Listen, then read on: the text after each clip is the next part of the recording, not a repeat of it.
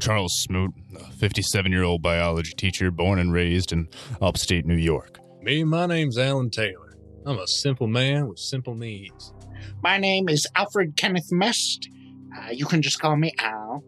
Once you all enter the pods, it might feel a little tight in there. Just take in some deep breaths. After a few moments, you will fall asleep. So, we'll see you guys in 10 days, all right? But you all see a computer system at the front of the room, flashing across the screen the words, error, systems failing. Have you tried turning it off and on again?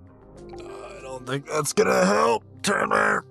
And you all see, barely illuminated by the light of the emergency lamp, rows of PRMIS pods in the room.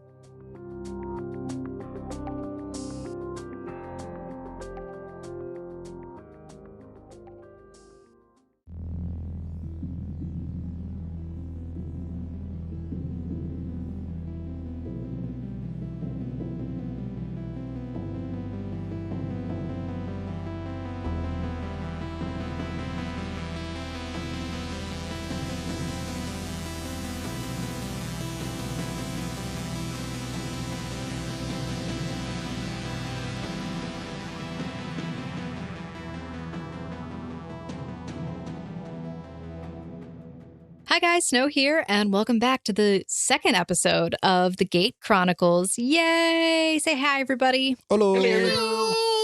Yay! Okay, so I'm Snow. I'm the GM of this campaign, and with me, I'm being joined by...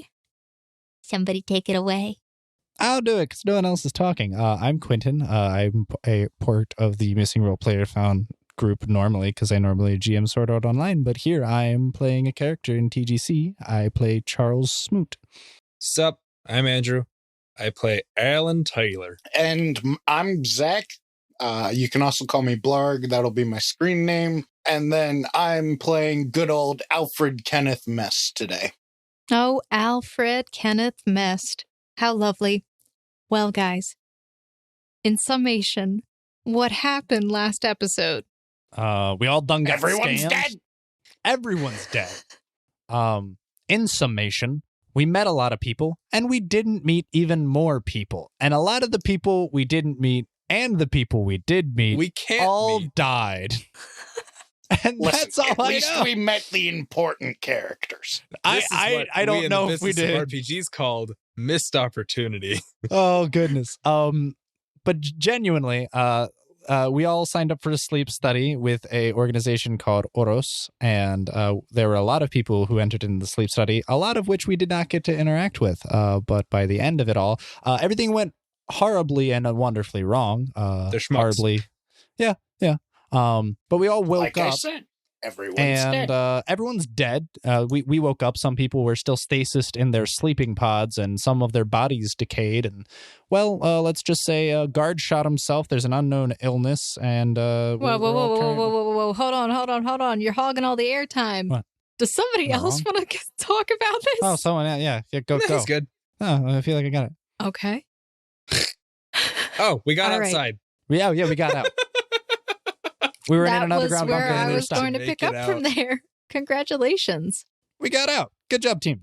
So yes, after waking up in a facility deep under the ground, making it to an elevator that led to some unknown destination, you guys finally escaped from the We're underground. outside. And now, hold on, I need my sound. The music. little bit. The music.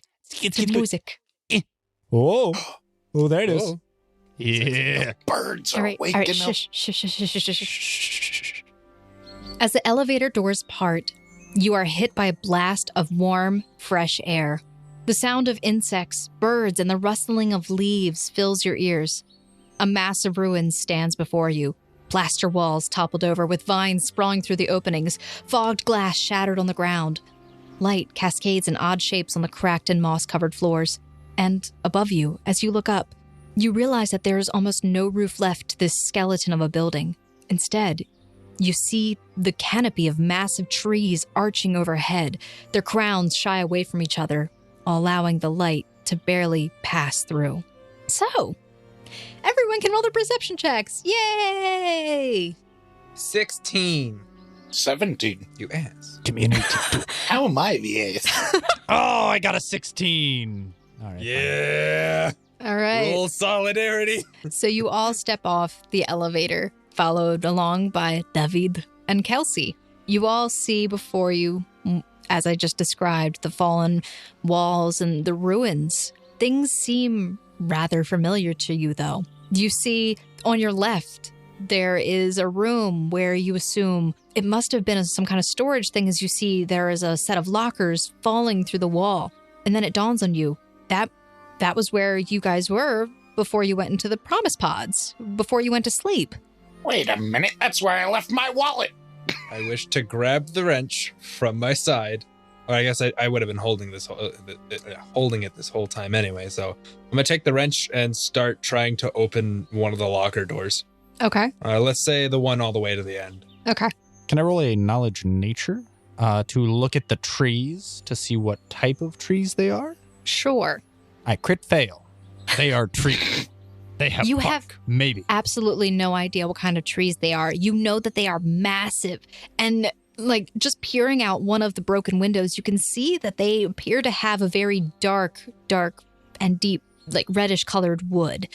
But you have no idea what kind of trees these are. That's some generous information for a 1. Listen, I mean, they're from not his actually perception- trees, they're That just was- rocks. Generous information. He had a perception earlier that was generic. So, I guess, mean, yeah. He obviously was he able can... to tell they were trees. He just doesn't know what kind. Oh, goodness. Is this the same research facility? Probably. If so, If it is, then maybe our stuff is still here. well, What that's happened to this place? Speaking Yeah. of which, have I managed to get that locker door open? Yes. Please roll a strength check. Okay, so 17. You pry open the locker door with this wrench that you have in your hands, and with a clang, it falls down. You see inside, there doesn't really appear to be much. There's a torn duffel bag kind of fallen over in the bottom back, covered by one of the shelves that had fallen on top of it.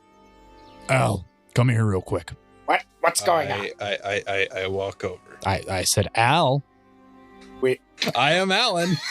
Mr. Mest, a moment, if you would. What did you find over here? What is going on? I just wanted to talk to another scientist real quick. Yeah. So, Alfred, these trees look like they were planted here full grown. Because if you recall, the research facility when we arrived was in the middle of a vacant field. That's true. These Knowledge trees are- nature check. Significantly better, 22. Do they look like they were planted here full grown? I guess. That was more of a I- joke. Don't think that's how a knowledge nature would work. You can tell that the trees appear to be very old and very large, but you would have no way of knowing if they were I planted guess that's there true. at this age. I mean, That's- if you look that's true. around, first off, you guys are standing in the corner at a wall. Well, I was talking to him. I wanted Okay. to pull him to the corner. Well, yeah. Well- There was windows here, right? Yeah, those are windows. Those look like windows to me, yeah. He walks up the one. All right. Yeah, so, I mean, you're looking out there. You don't really see much. You see, actually, make another perception check instead of a knowledge nature in this circumstance. Okay. 24. All right. As you look out the window, you see that there's some sidewalk still there, but a lot of it's been encroached upon by these plants. Very large roots have sprawled underneath them and lifted parts of it up. You can't even really see the parking lot at all. You don't see really any cars or anything. You just see a lot of dirt and plants kind of just enveloping the area. Yeah, I'm gonna go with these have been here for a while. That's what I was afraid of. Well, guys, it looks like, we were asleep for a little longer than intended. A little. By a little, I mean potentially a couple of years, and by a couple, maybe a couple hundred. I don't know about jumping to a couple hundred. Maybe a few decades is possible, but I don't think it's how possible. quickly do you think trees grow, sir? I've never farmed trees. but I guess a long time. And what's your definition of a long time here? I don't know, a few decades. Hold on. Now, if I'm thinking about this the right way, trees don't grow this big in 100 years. These are huge. These look like they could probably fit about 10 of you, Mr. Smoot, around it. That's what I'm saying. Big trees, not 100 years. No way this is just 100. This may be. I'm not a scientist. I don't know this kind of stuff. I do literally. What are you? He just pauses and looks at you. When I grew up it kind of reminds me of the trees from when I was in Nigeria. They were very large, like when we went to visit the tropics. Very large trees, like in the jungles. They take thousands of years to get that big. Regardless, due to the state of what looks like outside and the state of in here, I don't think anyone's coming for us. We should try and find what we can. Let's scavenge these lockers, see if there's anything salvageable. Not a bad idea. I proceed to continue to bash the rusted doors with my wrench. Okay. Some of the doors open without really you needing to bust them open. Some are actually hanging open. And as you proceed into the room, I assume, is that what you're doing? Yeah. I would also Okay. go into the room as well. Okay. I'll take these set of lockers over here. Okay. So what you guys are saying is that those bodies downstairs, they're, oh my God. Really, really old? Most likely. More than likely. Oh my God. But if we were down there, then that must mean that everyone else is down there as well. And that's them. Unless they got out. But we don't. We got out, didn't we? We don't know why we got out. We don't know if there was anyone that left before us. Roll a diplomacy. Weren't some of those pods empty? We also don't know when they left before us. Now we're playing with a matter of time. Not all the pods were empty. No, but some of them. No. 11 on my diplomacy. Okay. She says, I'm not a child. I understand that if it's been a long time, but those are definitely dead bodies down there, which means that more than likely, the people that were up here are down there. More than likely, but there are no guarantees. Right now, we know nothing. We don't even know, really, when we are. My only question is the one set of bodies that we found.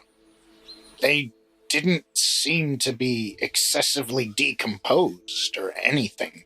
Almost like it happened recently. It looked like a murder-suicide. Are you talking about where we found the gun? Yeah. That seemed like a guard station. Whenever we are in, it seems like someone was watching over us.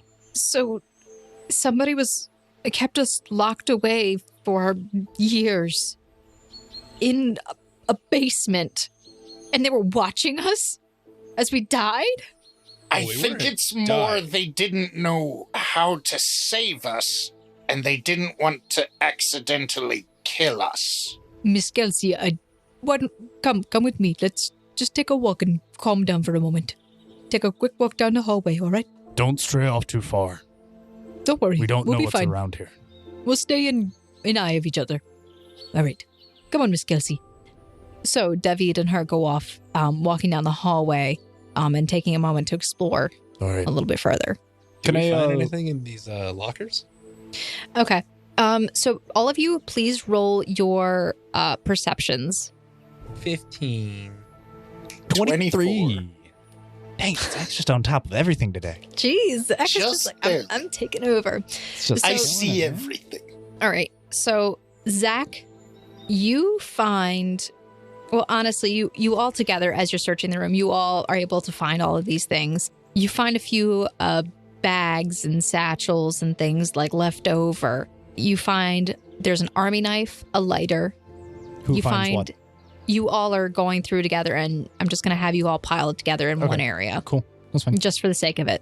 You find a Dungeon Master's manual and a Pathfinder manual, a set of dice, a rusty wheelchair, and about $500 US throughout each of the lockers.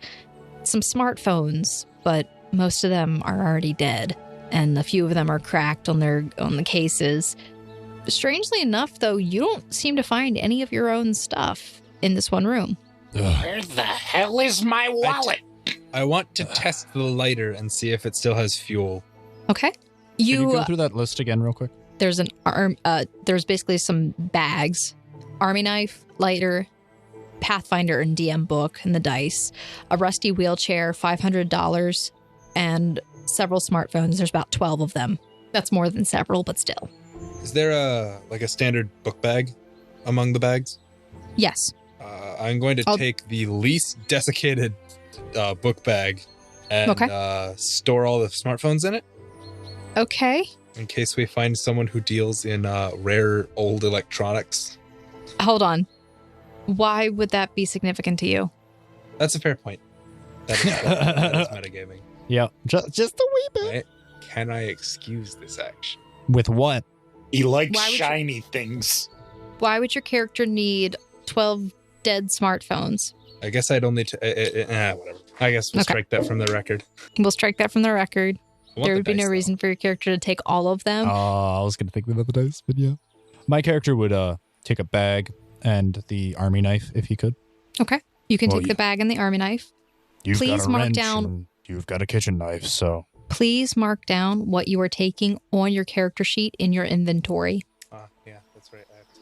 Yeah, because I'm not documenting this for you. By the way, Al, or Alfred, you really got it.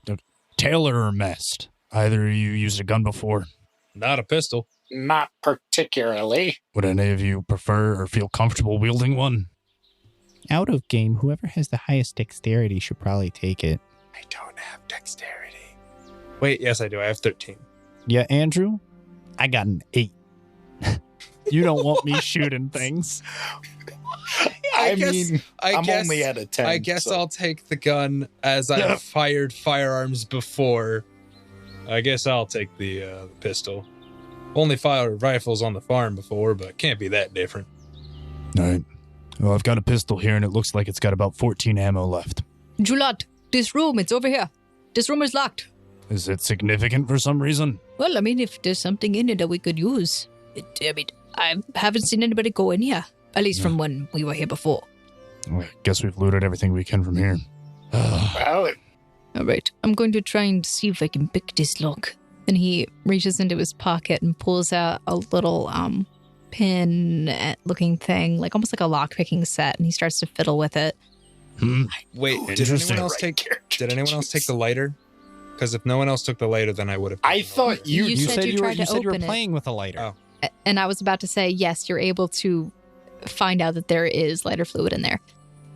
Is David This- attempting to hide the fact that he's using a lockpick? No, he's not. Oh, interesting. What profession has you using a lockpick? Were you a locksmith? Yes, I was a locksmith. Roll Hold on, sense hold on. motive. Hold on. I gotta. Yes, I was a locksmith when I was my profession was locksmithing. before the incident. Before the incident, yes. That is what I was looking for. Yes. All right. Well, You can't really find the lie in what he's saying. After about 10 minutes, he finally manages to get the door to open. Real quick, I would assume that bullets deal piercing damage. Yes. He is able to get the room open. Do you go in? yes. Yeah, I would follow in behind him. Looks like a lounge. That was what I was going to say. Maybe it's like a staff lounge What's or this something. over to our right? Anything interesting to look at? Perception of 10. Perception of 17. Thank you. You guys, as you approach over to the back corner of the room, you see that there is this almost like shelving unit on the wall. And inside of it, you see that there are several bags and items that look very familiar to you. Is Oh, that's that odd. my wallet? Yes, it is your wallet. What's in your wallet? Finally. About $25 cash, and that's about it. $25. Quick side question: does that pistol add my dexterity to damage? No weapon adds dexterity. Quentin has all of the information that I gave him. I don't know what he wrote on there. I sent you the info. It was 2d6 of damage, 20 is times 2. Okay. No weapon adds dexterity of damage. That's something you discover about bows, unfortunately. It kind of sucks.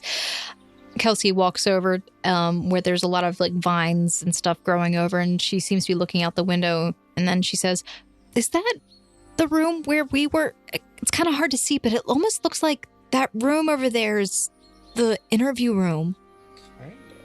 Well, if that's true, we could probably make our way over I there. don't think I specified anything that was on my person before going under. What do you guys do? Because you find most of your personal affects in here. Does anyone else find it odd? That our stuff was in this room? Yes. Exactly. Why leave everyone else's out there where the elements could get to it, but leave ours securely locked up? I mean, weren't we separated from everyone else? We Does that were? does that mean we like, were kept in a different room, but we don't know when they did that. If the guards had done that recently, why would only our stuff be in here? And how long has our stuff been in here? I don't remember where on the journal. When did he say that they moved the things? It must have been on like the first page, I think, before you stopped reading.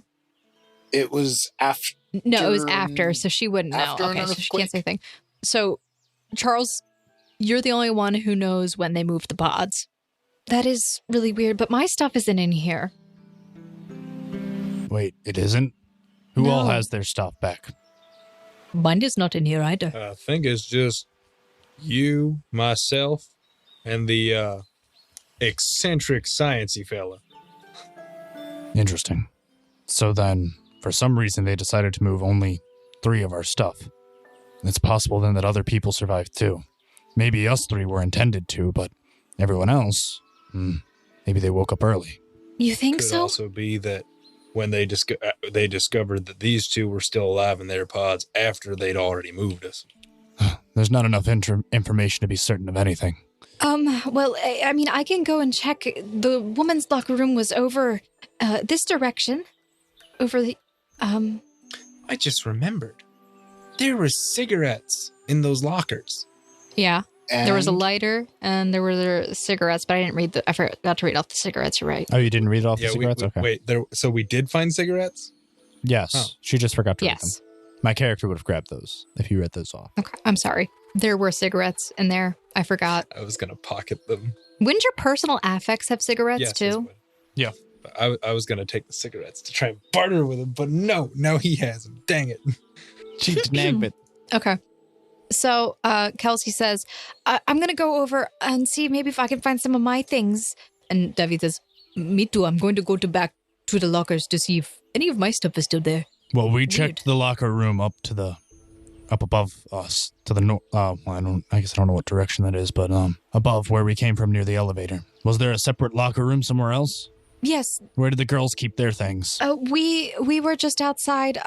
We were on the opposite side of the cafeteria. All right, everyone, do you want to travel over that way? See if we can scavenge up anything else? Yeah. Wow. Looks like the stairs fell. Are we able to make it around okay? I think I'll be okay.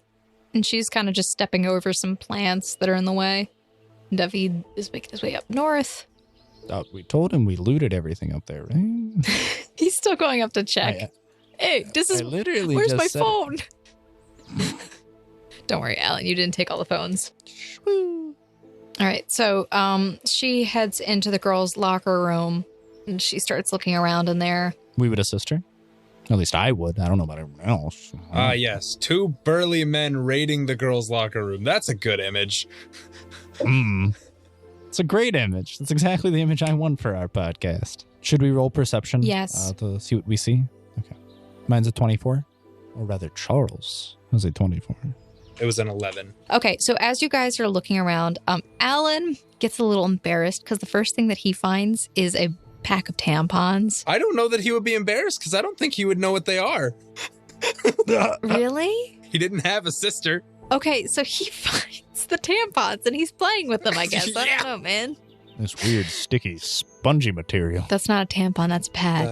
The heck are these? Okay, so after you say, what the heck are these? You start playing with them, and she turns around and she says, no, don't do that. Those are for women, 4 days of the month. My character would walk up behind Alan. I'm gonna just leave these with you. Charles would put his hand on Alan's shoulder. Son, did you ever pass biology class? I dropped out of high school in junior year. Oh my God, Quentin. He has someone to teach. Now, why doesn't that surprise? All right. Well, at least I'll have one student's papers left to grade. If we can find paper. I mean, he's probably still going to fail, so... So as you guys are still going through, you find multiple purses, other backpacks. You actually find the skateboard, iPod, and some headphones with the iPod, but the iPod battery is dead. You find a makeup bag, there's an inhaler, and you also find in one purse there are some syringes with needles and also some vials filled with liquids. I want to roll intelligence for whether or not Alan knows what diabetes is. I feel like, what would that be? Would that be heal check to recognize like medical supplies for insulin? I assume that's what's in the vials. You'd have to... Unless it's drugs. It could be heroin. I rolled the heal check. I'm just waiting for it to load. We're just waiting for them to load. Yo! 8. No, you have no idea what it is. And also the writing on it is faded. Do I have any idea what it is? 14. That's my heal check. Oh, wait, 12. you have a 12. It's really hard to read, but you do see, like, there's a faded I and an N, like, pretty spread apart. I don't know if your character knows. I'm an idiot. You're a biology teacher also. What? Can I just take 10? Yeah. Jeez, Because if I take 10, I have a 13. Like, why don't I just take 10? I mean, your character would have a better understanding that you have a suspicion that this is medicine, but without actually being able to read the prescription, you'd be a little wary. And also because it's been for you How long? Yeah, it would probably is expired. Yes. Does insulin expire? Yes. You have to keep it in Yes. the fridge. Interesting. not all insulins, but... Well, once you unseal it, it needs to be refrigerated. But yeah, actually, no, I think even before that. So Kelsey says, hold on, if this is the locker room, next door was the interview room that was like a laboratory, right? What if they have like medications or like bandages or something that we might need? Bandages. Those don't expire. Might as well check it out. After a little while, David finally makes his way back. So just to clarify, we found tampons, skateboard, inhalers, syringes, insulin, iPod and headphones. Yeah. Yeah. And some extra cash, like $300 Okay. US. So as you guys start to head over, We could poison someone with bad insulin. it actually probably just wouldn't work. do anything. It's basically probably inert.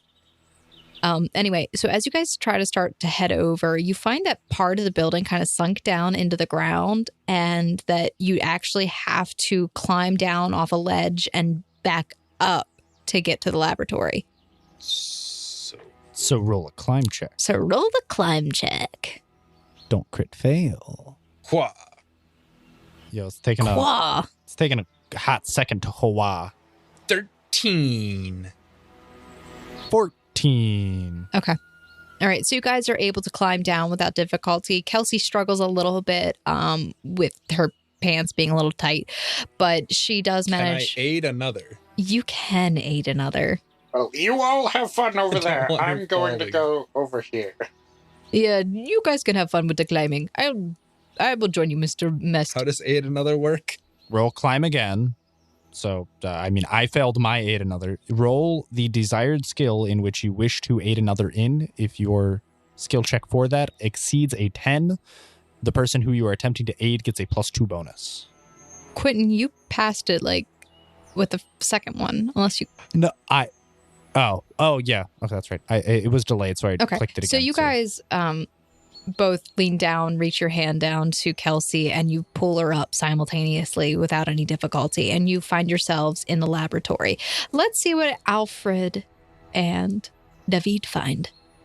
All right, Alfred, please roll your perception. It was like just yesterday that we were here. And this was the cafeteria. It was a pretty good time. Let's see what we got here. Toaster oven. Someone left the oven on. Oh, dear. Ghelfi. Ghelfi. It was Ghelfi. It was Ghelfi all It along. was the Ghelfi. It was me, Calfio. So, Zach, as Alfred is walking along, he actually goes behind the counter and he finds cash registers on the ground. It's open. He finds just a few dollars left inside of it and some coins. As you go back underneath, David's with you, and you both go under the counter and you look and you find several boxes of canned goods, some of which are bloated, some like they're expired. You see that some of the expiration dates are marked as October 2046 and so on. Oh, no. I'm going to try and pop one of the cans open. You're going to try and pop a can open? See, open the can, see what it's in. How do you try to pop it open? Well, do any of them have like pull tabs or anything like that? A few of them do. You also find a rusted can opener. We'll try the pull tab first. Okay. So on the pull tab on one of the bloated ones, you pull it open, and as soon as you do, you just get hit by this foul odor, and this black sludge just kind of comes falling out and kind of falls on your hand and flops onto the floor in a heap. Oh! I don't think that is edible. Hold on. This one doesn't look bad. And he pulls out one that doesn't appear to be bloated and is still solid and flat. Well, we're just gonna put this can back here. What year was that one dated for? Good question. Let's have a look. See. 18. So you're looking at it, and it does have a date of, it says October 2075 on that one that you had exploded in your hand. But a few of the other ones say 46, and other ones, like for the end of the year, another one says 50. Did they just not clean out their inventory ever? Dear God, this is disgusting. David picks up the rusted can opener. Well, just in case some of this is good, might as well take a few that aren't bloated and we put them in the bag. Yeah, we could try it. We'll see if it's any good. Well, hopefully we don't get botulism. All right. All right, so that's essentially what you guys find over there. David starts making his way back over. All right, so back up to you guys in the laboratory. Loot the room. Oh, my perception was an 8. So altogether, so essentially you're all just aiding another at this point. Today, Alan is doing all the work. Alan, what was your roll? 15. Lovely. Kelsey also rolled a 9. Nice. So Alan is really the one who's just kind of looking around. Charles and Kelsey, you're both kind of just off in the corner, like not really in the corner, but you're kind of just looking around the room, not in the right spots. Alan goes to one of the cabinets, and when he opens it up, he finds that it is stocked full. He finds bottles of energy pills, painkillers, vitamins. There's dental floss.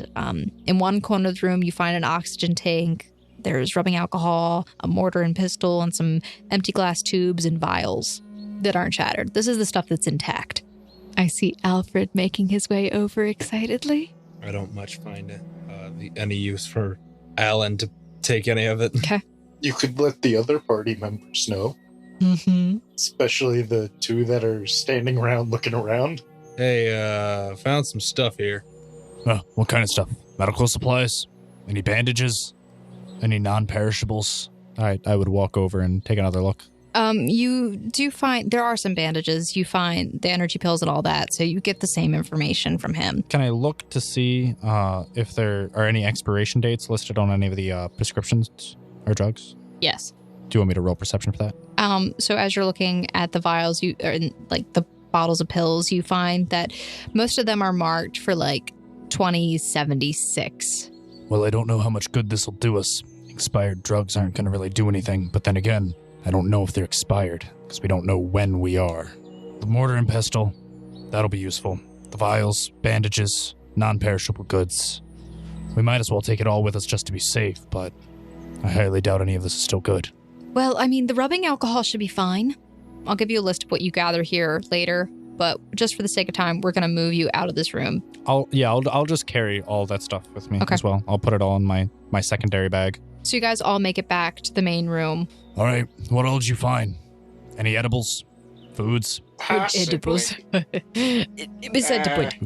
What was that, David? Nothing.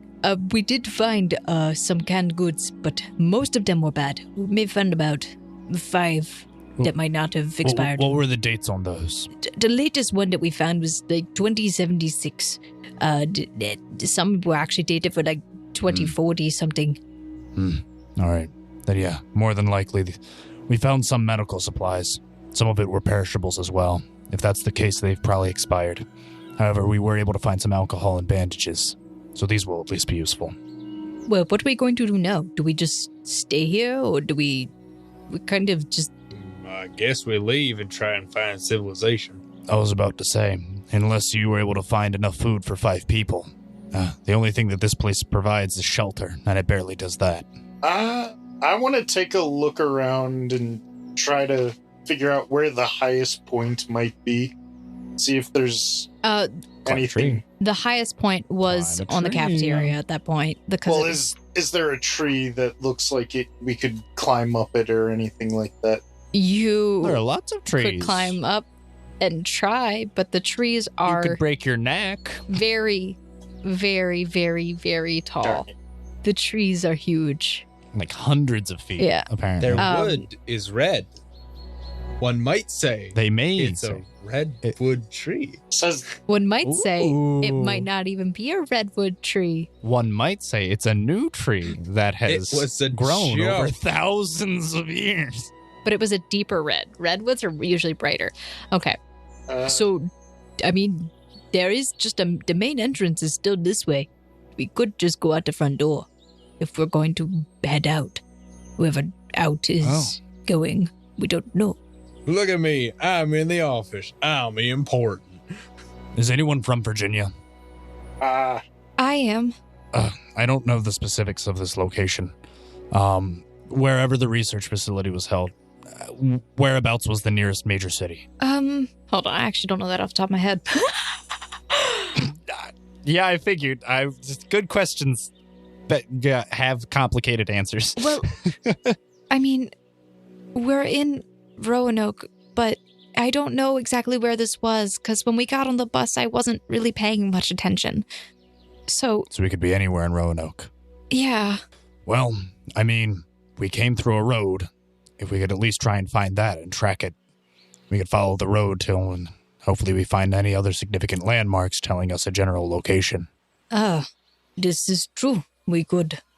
Well, for now, I think if we're going to find our way back, we should probably do it before it gets dark. not a bad idea. I mean, what time is it now? Does it look like any of us have got a watch? Should I roll knowledge nature, or how do you want us to go about I'm telling You time? would have pretty to sure roll. Survival? Time is knowledge Survival. survival. Yeah.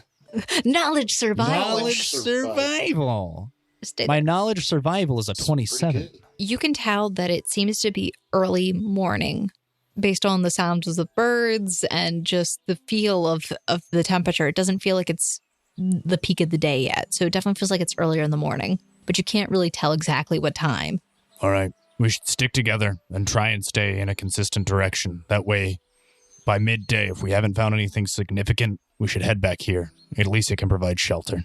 We don't know what's out there.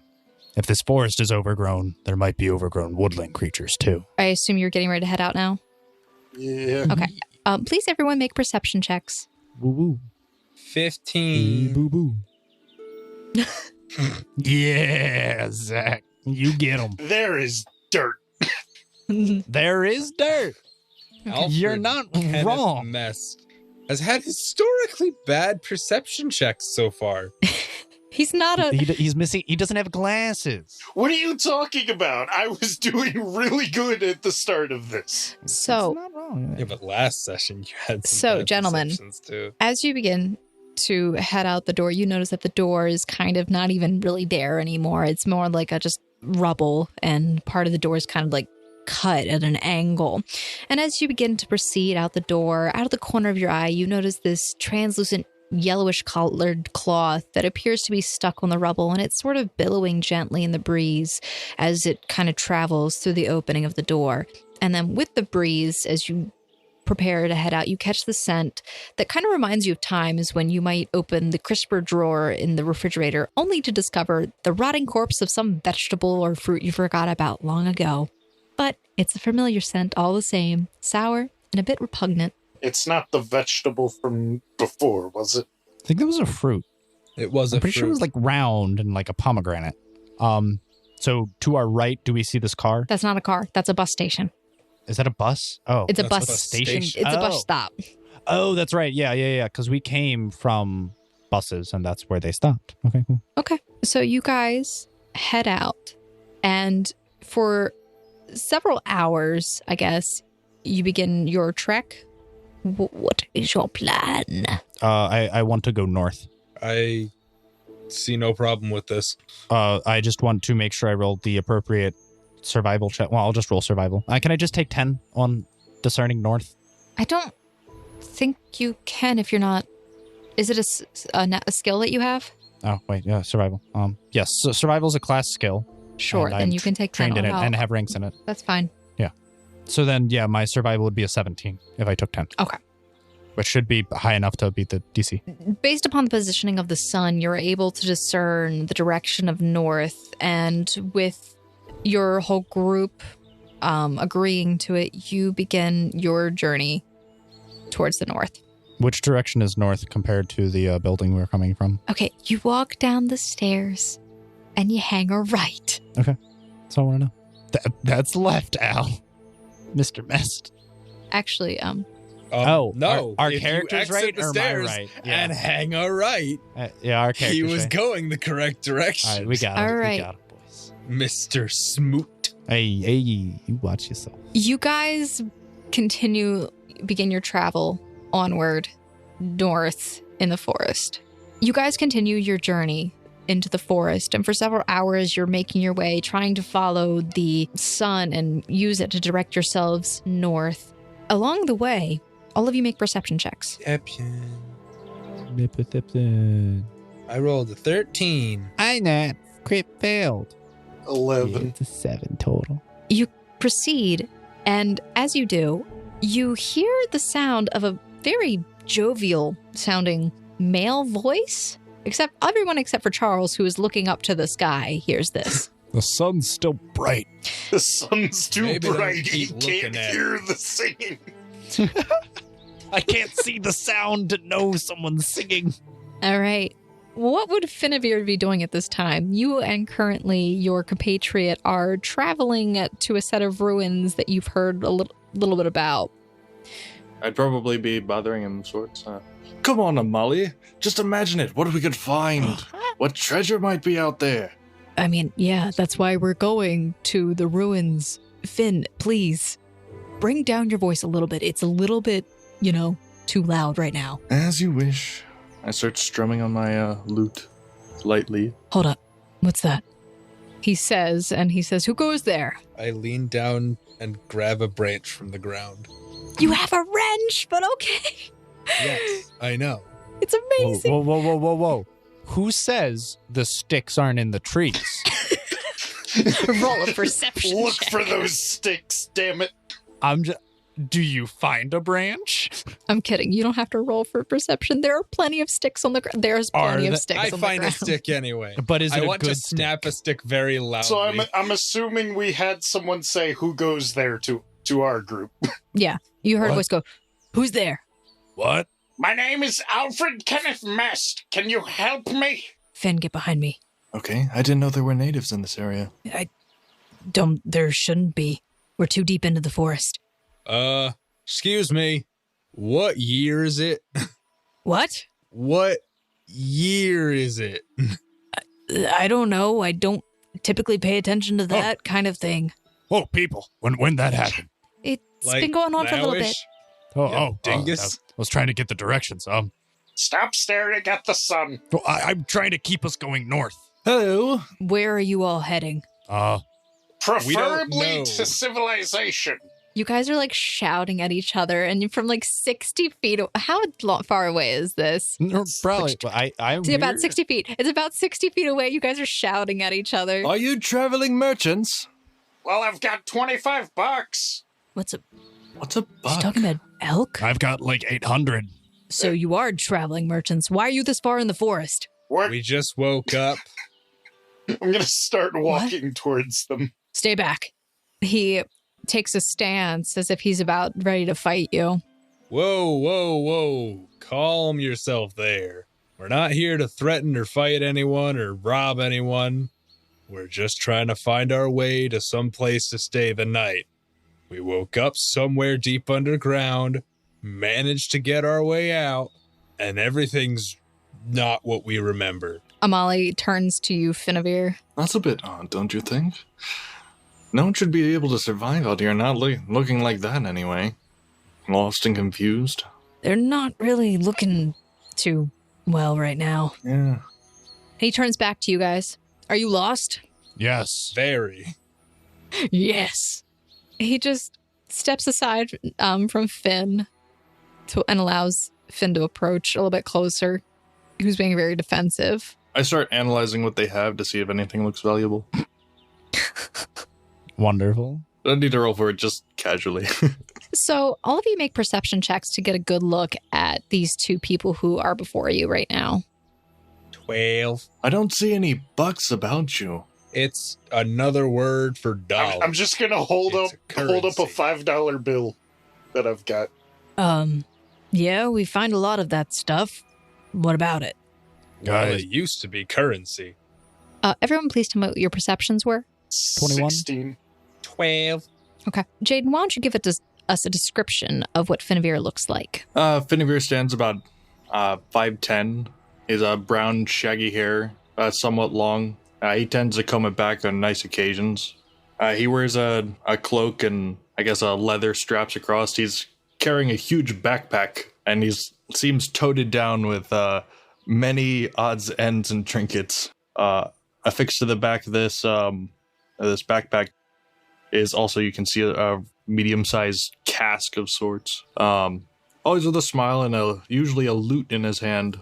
The other young man that you see before you has fiery red hair that it's kind of like scraggly kept and somewhat long, hanging down just around where his neck meets to his shoulders. He has a very piercing stare and blue eyes that kind of peer out from underneath this red bangs that he has. He's wearing essentially like this jacket, kind of like with a popped up collar and loose fitting pants. And it appears that he has like wraps around his feet and both of his hands. The man that you heard his name called Amali steps forward and says, "So if you're lost out here, do you know how long?" How long what? See, that's what long we've you- been trying to figure out. That's why we're asking what year it is. Last our reckoning was it was 2020. I don't. I don't count years of those types of digits. What culture are you from? What town? America? I haven't heard of America. Maybe Foreign? someplace across the seas? We're in America. No. Correct yourself. We were in America. We're in what was America. Finn, do you think they're probably, Crazy? Yes. Darkwood sickness, huh? Oh, well, that would do it too. If it helps, I have a map. Oh. So do we. Yeah. I take my map out of the waterproof case and lay it out on the ground somewhere flat. Okay. Do you guys go up to the map? Sure. Okay. And I would pull out my topographical map of New York State as I was taking my students on a field trip recently. Wait, how does that help us if we're in future Virginia? It doesn't, It but doesn't. it proves that there was a landmass other than the one So they you knew. guys all go up and you take a look at the map that Finavir laid out before you. This is the West Realm. That's West Virginia. We need Virginia. Almost heaven. It's not even that. Wow, West Virginia. how did West Virginia become an island? I'm so confused. It's a good question. This is not West Virginia. You're on West Realm. We're close to Ashby Village. It used to be West Virginia. Well, no, we used to be in Virginia. Oh, that's right. We weren't in West Virginia. I don't know what you're talking about exactly, but you're in West Realm. We were referring to how we distinguished the various states in the country we used to come from. So how did you find yourself here? I've never heard of this place. So you were in this America place, and then you woke up here in West Realm. We went to sleep, and by our reckoning, we were asleep for a very long time. Like, hundreds of years long. At Could be the least. work of a relic. I'm Sounds starting to expensive. think we weren't asleep for hundreds of years. It seems crazy, but maybe we're in another universe? You're right. It does sound crazy. Crazy enough that probably you've been affected by the Darkwood. You've been out here for more than a few days. We just got up here. We were in some underground laboratory where all the walls are metal. Like I was saying, sounds like you've been in the Darkwood too long. Actually, all the trees around here look like they have red bark. Wait until it gets to nighttime. He just pauses, and everyone's just kind of looking back and forth. This is a standoff. You seem real keen on people being sick. Or crazy. I'm not. But clearly you have no idea where you're going. Finn, Yes? unfortunately, I think we're going to have to turn back. I was so looking forward to adding a new cipher to my collection. If we must. Why? Were you headed somewhere? Yes, we were heading to a set of ruins just up north from here, or south from here. We came from a ruined lab building. It's probably where you were supposedly headed. If it makes you feel any better, we took everything we could scavenge. Everyone has their All own right. level of scavenge. Might be worth a trip back sometime. I'm thinking the same point. To thank you for your guidance and your assistance in this, we could at least supply you with some of the things we found. That seems reasonable. Amali kind of crosses his arms and touches his thumb to his chin and appears to be thinking for a moment. Then he seems piqued by your offer. Fine.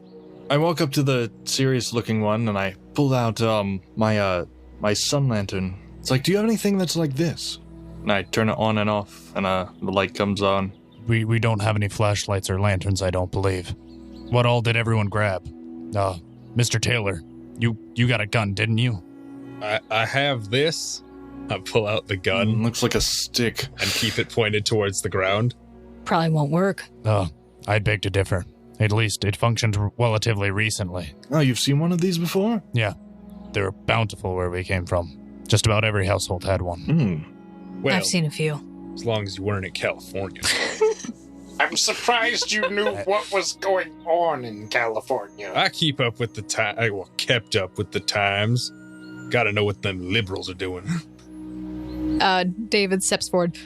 So you know where we can be? Like, there's a town nearby, or there's a village or something? Yes, I believe the Ashby's near the closest village nearby. We go far enough north, you'll find my hometown, Teba. But Yep. While everyone was rummaging through their things, I would actually Charles would go through to check his phone and laptop to see if either of them had any charge.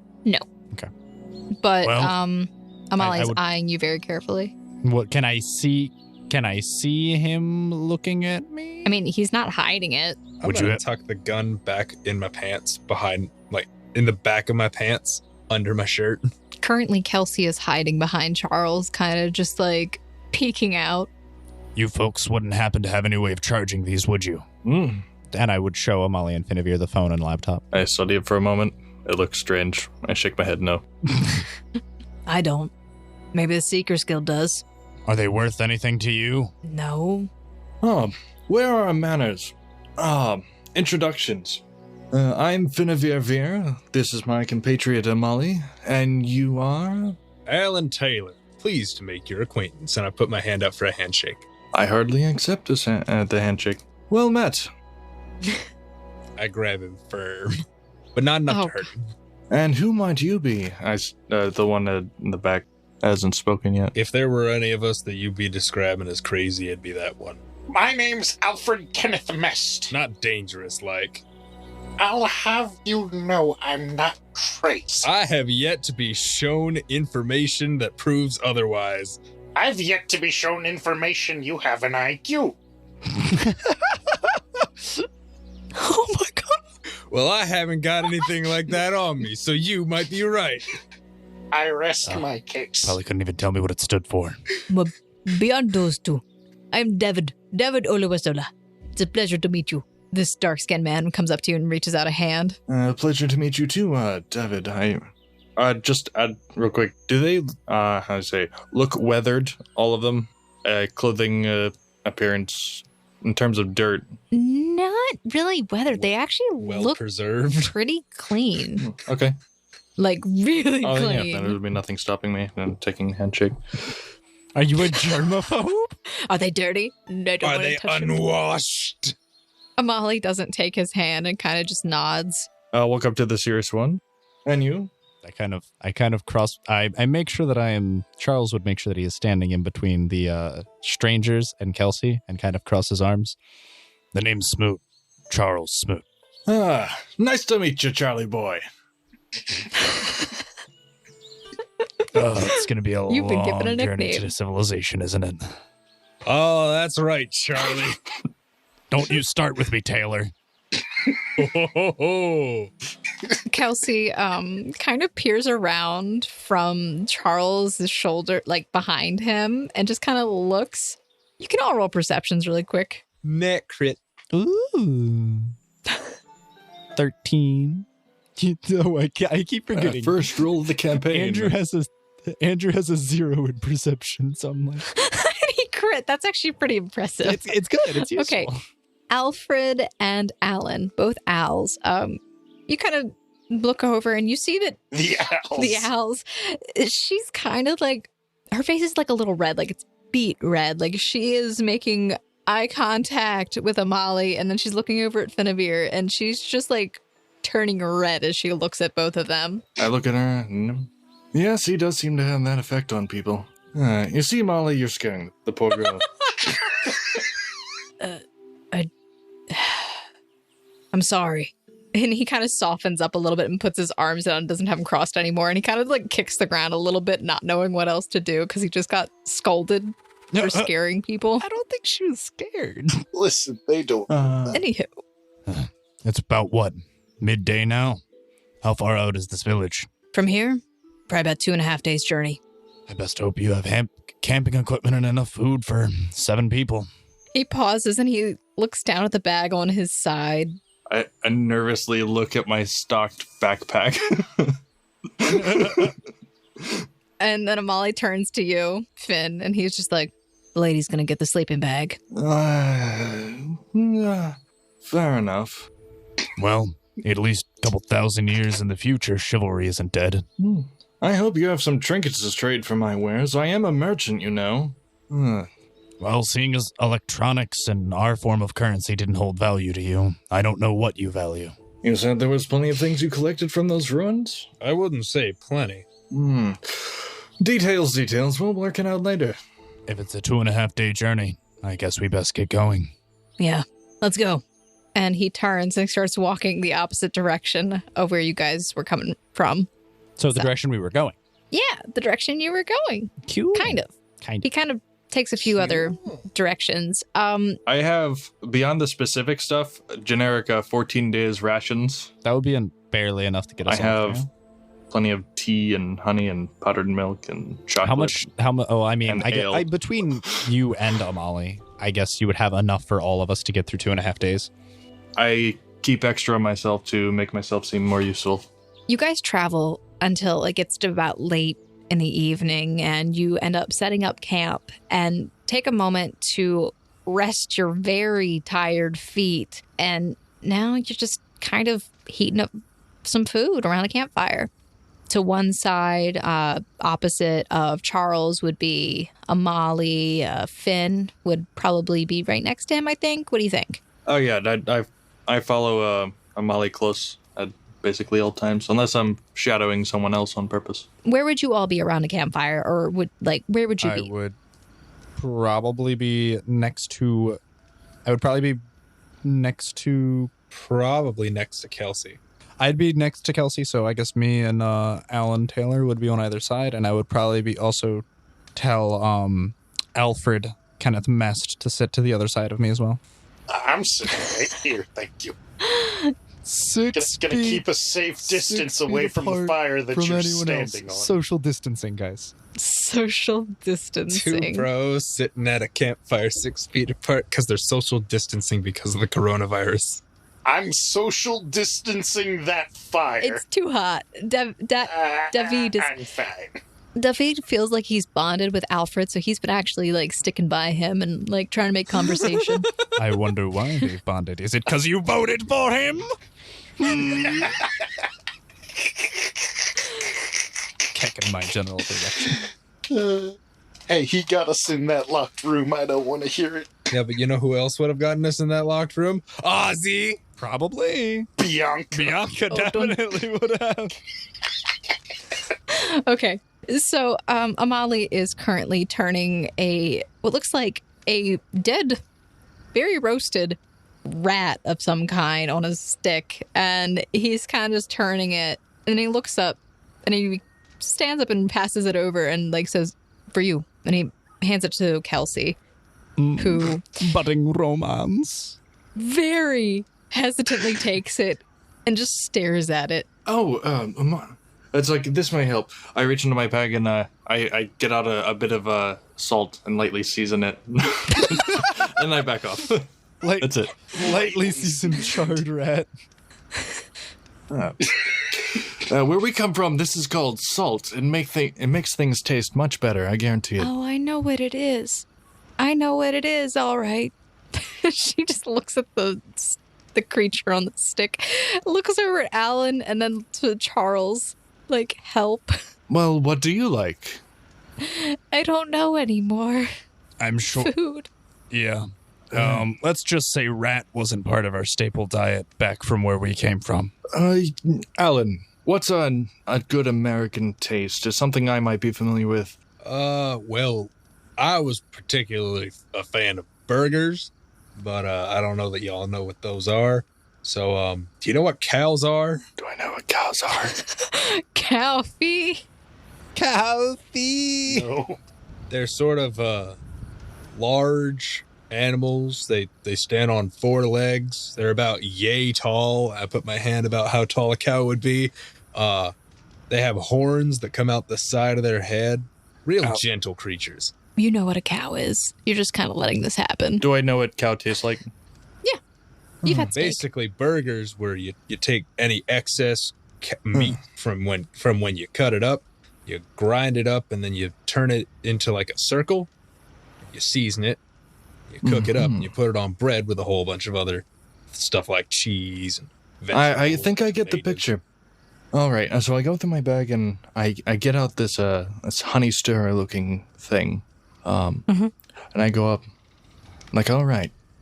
Now, apparently burgers are cow meat is it's an American delicacy. Oh, I want you to close your eyes and take a bite and think about American burgers. Oh, not this again. Amali just kind of puts his hand on his face and rubs it. I use the honey stirrer and I circle around the food object and I do prestidigitation to change its taste. Cool. Does she try it? No. Can I try to convince her? You can. It's like, come on, a bite won't kill you. Come on, I've had Amali's cooking before. Even though he usually burns it, this usually does the trick. Hey, tastes good. Yeah, I wasn't complaining. He just looks at you a little. Oh no. She just takes it and says, I think, here, Mr. Charles, why don't, please, you first. Well, let's see if this honey wand can make a rat taste like burger. Wow. Nick crit on my first diplomacy as a bard. I'm gonna roll a will save to see if we'd eat this. You're a little iffy, but you can do it. All right, I go and I take a bite out of the rat. Crunch. It's a little stringy, but as you chew it, you start to taste beef and burgers and steak. Now, I'll say, Meat's a little chewy on the inside, a little crispy on the outside, but rat tastes a lot like beef. I'm glad it suits your tastes. See, I told you it's good for something.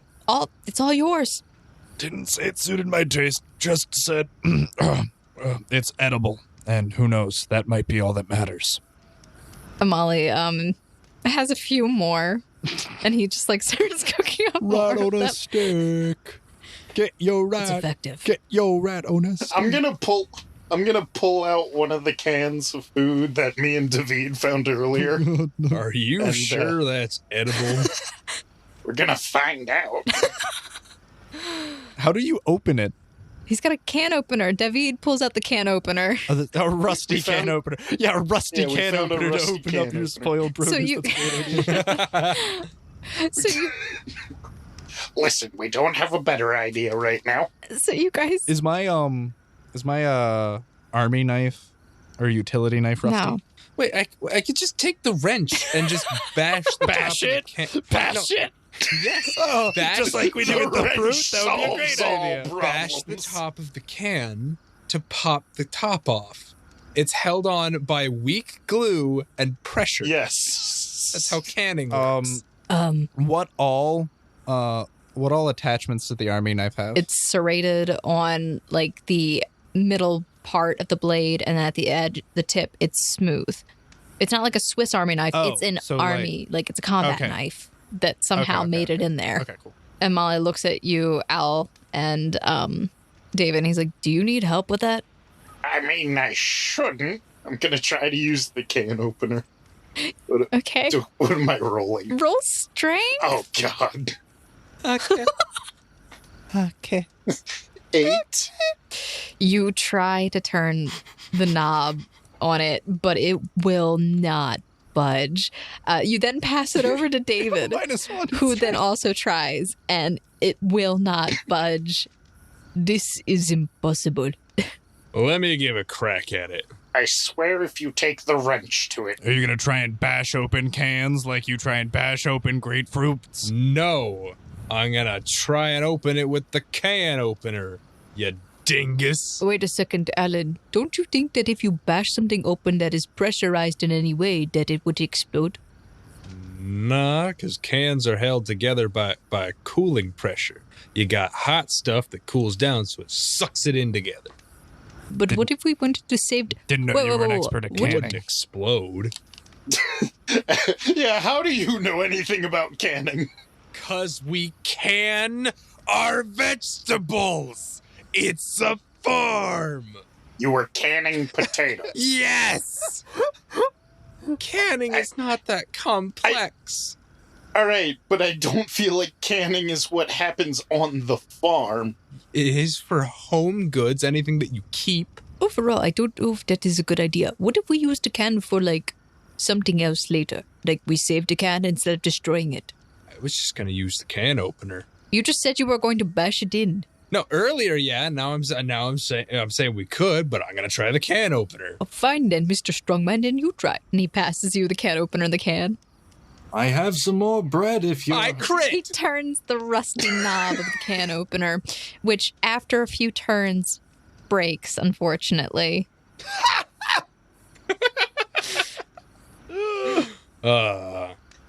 Did the can at least get like a slit cut into it? A very, very small slit. All right. It's probably about an inch. Well, see, we can use the knife to pry this open. I mean, we do have food right here. I don't know why you're... Okay. I was entertained. Molly just goes back to cooking. Speaking of which, you Americanites are weird. Americans They are very weird. is what we're Oh, called. Gesundheit. How did that one survive? I think Americanite sounds better.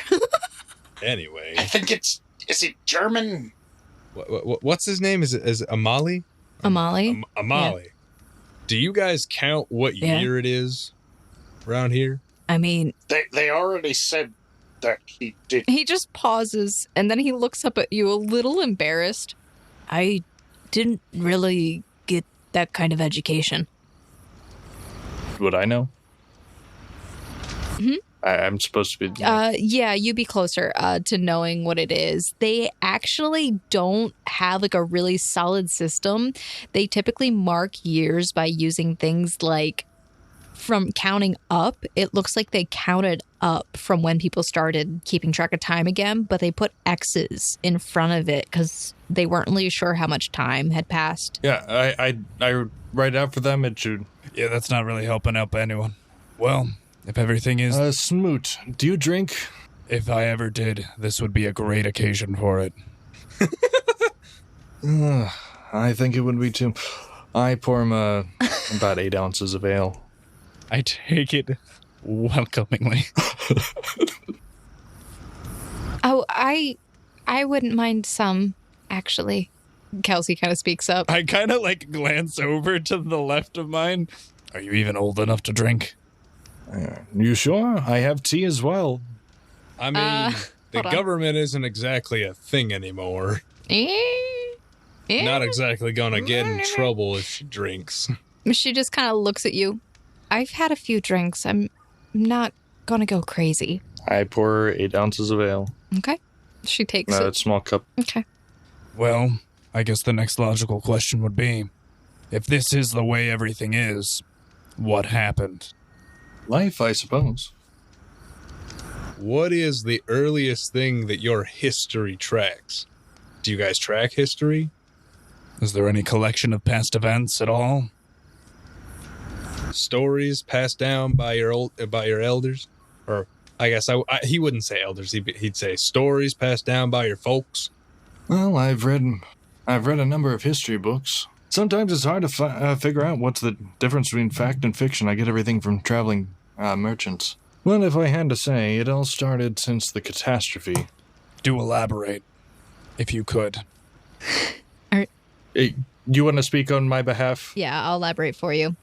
So, Finavir starts to regale you with a story about massive earthquakes and the world becoming dark, fire falling from the sky, and everything changing. Except my character would romanticize it. You would absolutely romanticize it so much. Alan's just gonna chalk it all up to global warming. Global warming. I guess those crazes were right. Earthquakes, you said? First came the fire that rained down upon the ancient world, then silence, and finally the new dawn. I remember that night the skies were stained red by the fury of the universe, and it was as if she, the earth, was crying in her rage. Her body quaked as she tore herself asunder. We were separated as the land masses were pulled apart, cities toppled over into the deep, now long forgotten by the elders of our tribes. Memories will fade with time, but the stillness of the morning I could never forget. Those that remained crept out from the shelters, ne'er a word that uttered as we found our world quite changed. When the fires died down and the rain started again, did we first see the result of our meddling. The time will come when these old bones will pass on to the light, and the warnings I have spoken will be lost. But I will not yield my words until my last breath. Beware the beasts that not only live within the forests, but also within men. Fear the promises of eternity that the fallen will bring, and heed the call of justice, let we bring her to her knees again. At least that's the best of my memory, as far as that historical poem goes. Well, earthquakes seem to line up with that journal we found. So, the apocalypse. I guess this is everyone left after the rapture? I was about to say, sounds pretty much like Revelations to me. Does that mean we're sinners? What it? Yes, What? Al, you are a sinner. Congratulations. Oh, dang it. Apocalypse? What? Back in our time, there were people who were supposedly prophets that foretold the future and said that something like this would eventually happen. The Prophet of Prophet, one of my favorite books. Interesting. More like the prophets from the Bible, but yeah, we'll go with that. You say strange things. It was a religion. Anyway, Amali, you pick up the strangest folks, don't you? He looks at you. yeah. Don't I ever? I move my eyebrows up and down.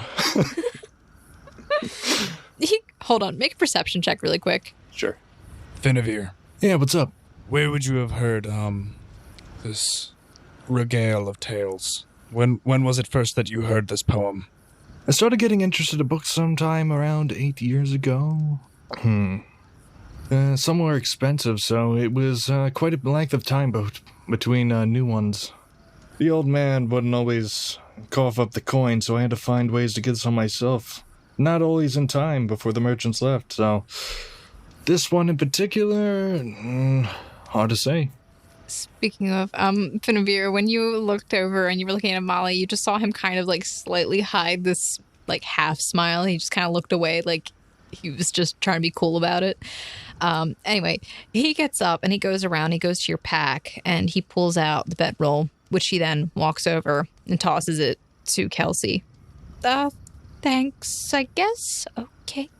We should get shut-eye.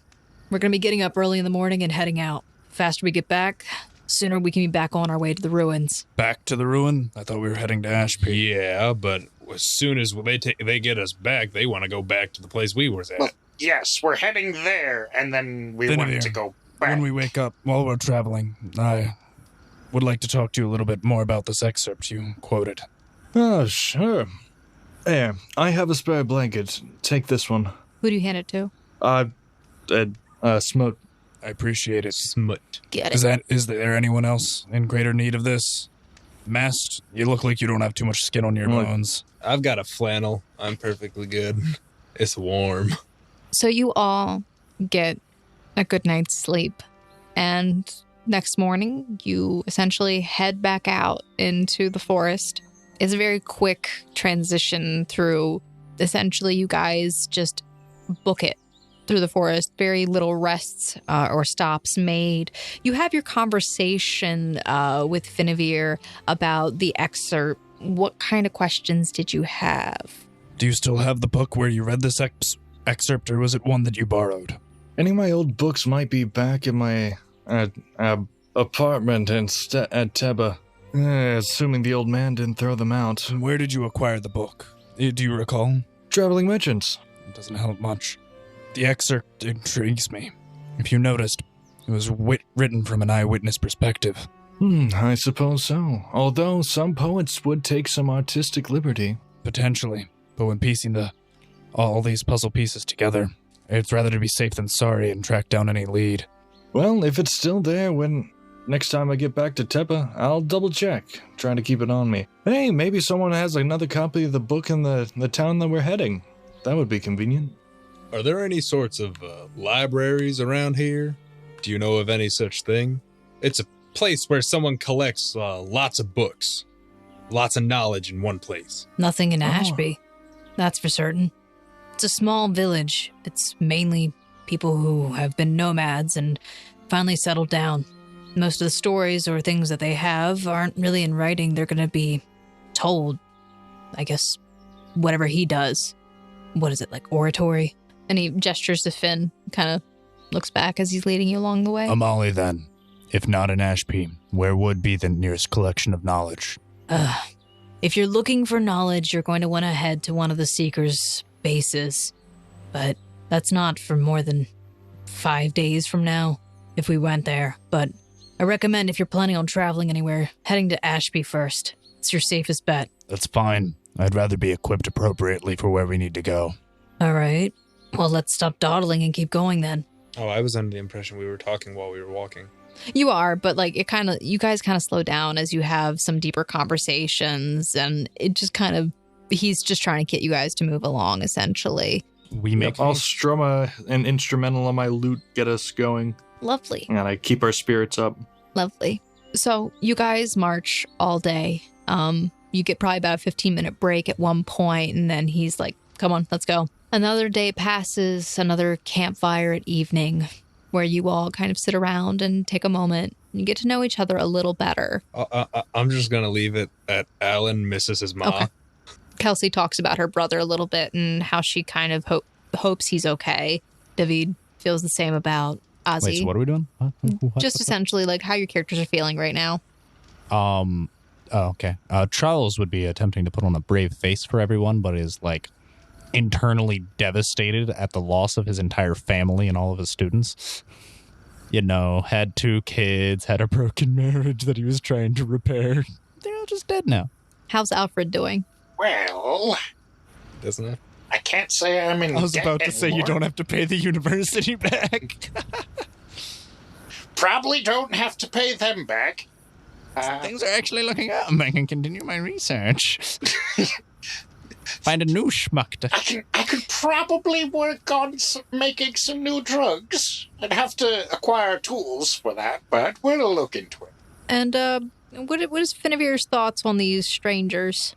Just his personal thoughts, not something he might share. His personal thoughts would be more or less taking a look at some of it. He notices that Alan seems fit and a strong back.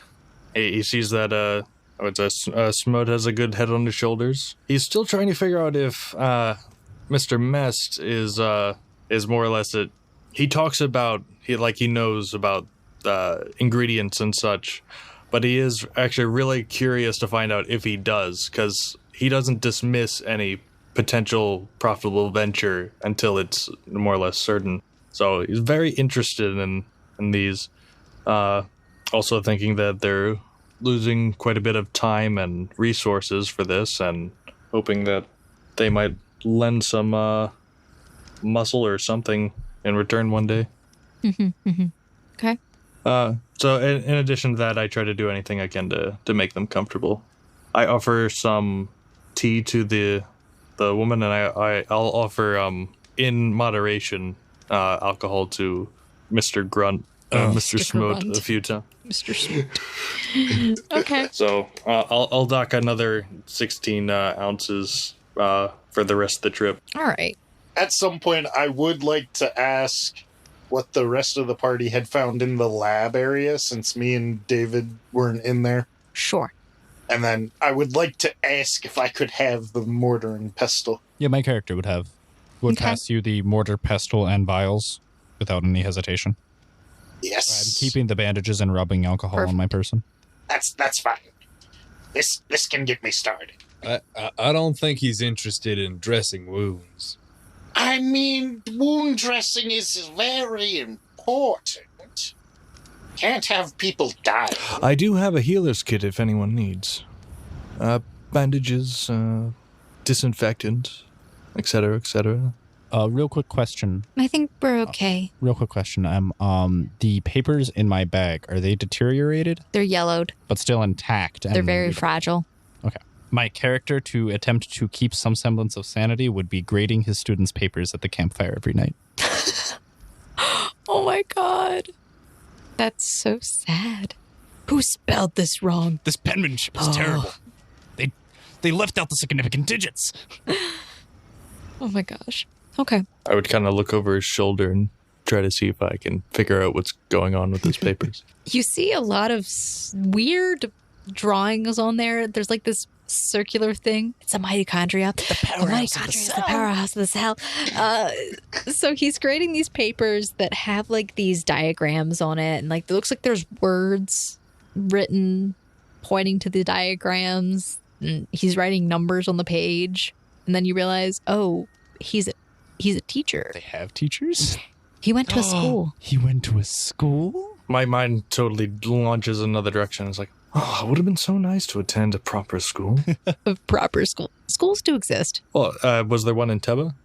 Yes, but it's like a public school, but it only goes up to a certain point. 2 + 2 is fish. It'd They be like- only have so advanced knowledge.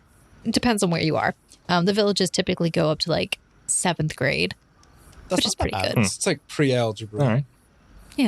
So, another night passes. You sleep well through the night. Nothing happens. And in the morning, you head out again. Another long day of travel. Oh, 2 days. 2 days is a long time. But eventually, after all that time passes, you guys kind of develop a little bit of a deeper bond, knowing a little bit more about your characters and their personalities and everything. You finally do make it to a village. And everyone make perceptions, please. Reception. Deception. 17. 12. Oh my gosh. Hey, Alfred, your perceptions are kind of lacking. Hey, I at least have points into He has perception. a lot more points than you, bud. So, you guys, as you finally break through the trees, you reach a small village. But it's strange because as you get closer to this village, you see this blue shimmering arch of light that's kind of surrounding the outskirts of it. It looks like from outside, it might be probably 100 feet or so away from the actual village, but you see that these poles sticking in the ground where this light seems to be kind of emanating from and almost encircling it like in a hemisphere. And as you get closer and finally walk up to it, you just see Amali and Finavir walk straight through without any issue, which you seem a little wary. Do you go through it? Finavir, Poke it. Poke it with my I Molly. poke it. what's this? As you guys poke it with your finger, it kind of ripples against your finger and it feels cool to the touch and almost like a little bit of static, but nothing that's painful. Amali just looks back at you. It's the barrier? Yes. Explain it as if I've never heard of it before. It's a relic that's used to protect the village from anything that might come out from the forest. Why isn't it stopping us then? It's a shield. It's not stopping us. We just chose to stop. I said, why isn't it stopping us? If it's supposed to prevent things from getting in, why doesn't it stop us? Hostile creatures.